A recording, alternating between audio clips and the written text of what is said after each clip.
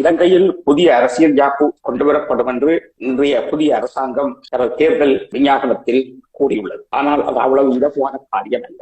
தற்போதைய சூழலில் இலங்கையினுடைய அரசியல் யாப்பை திருத்த வேண்டிய தேவை இல்லை என்று இரண்டு பிரதானமான அங்கங்கள் கருதுகின்றன. ஒன்று மகாசங்கம், இரண்டாவது இராணுவம்.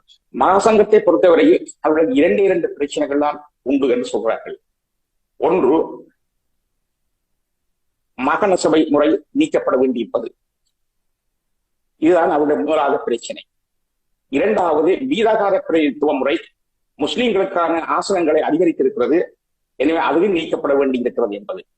எனவே மாகாண சபை முறையை நீக்குவது, உள்ளூராட்சி வீதாகார பிரதிநிதித்துவ முறையை நீக்குவது ஆகிய இரண்டையும் செய்தாலே போதும் என்பதுதான் அவர்களுடைய தீர்மானம். அதே வேளையில் ஜனாதிபதி முறைமையில் கை வைக்கக் கூடாது என்று அவர்கள் நினைக்கிறார்கள். ஜனாதிபதி முறைமையை மாற்றக்கூடாது என்று நினைக்கிறார்கள். இதை இராணுவம் விரும்புகிறது. ஏனென்றால் ஜனாதிபதி முறைமையின் கீழ் தான் இராணுவத்துக்கு ஏகப்பட்ட அதிகாரங்கள் உண்டு. அதாவது சட்டங்களுக்கு அப்பால் நிர்வாக அதிகாரம் முக்கியமானது. இலங்கையில் எழுதப்பட்ட யாப்புக்களை விடவும் இலங்கையில் தரமானது எழுதப்படாத யாப்பும் எழுதப்படாத நடைமுறையும் தான். முதலாவது எழுதப்படாத யாப்பாக மகாசங்கம் இருக்கிறது. அதே போல 83ஆம் ஆண்டின் பின்பு இராணுவம் வளர்ச்சியடங்கிய ஒரு நிறுவனமாக இருக்கிறது. இந்த இரண்டும் மாகாண சபை முறை ஒழிக்கப்பட வேண்டும் என்று விரும்புகின்றன.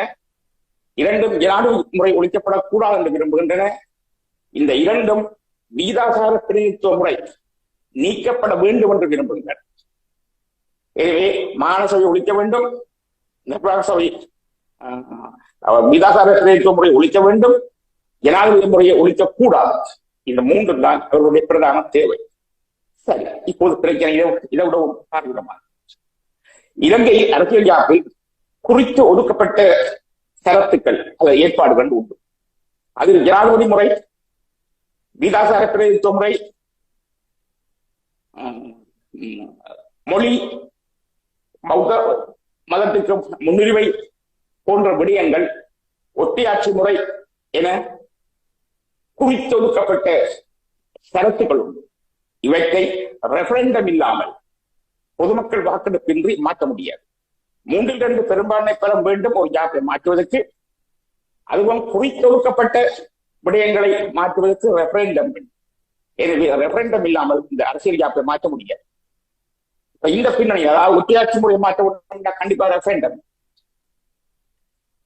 இத்தகைய பின்னணியில் இலங்கையில் ஒரு ரெஃபரண்டத்தோடு ஒரு அரசியல் திருத்தத்தை கொண்டு வருவது என்பது இலகுவான காரியமே கிடையாது.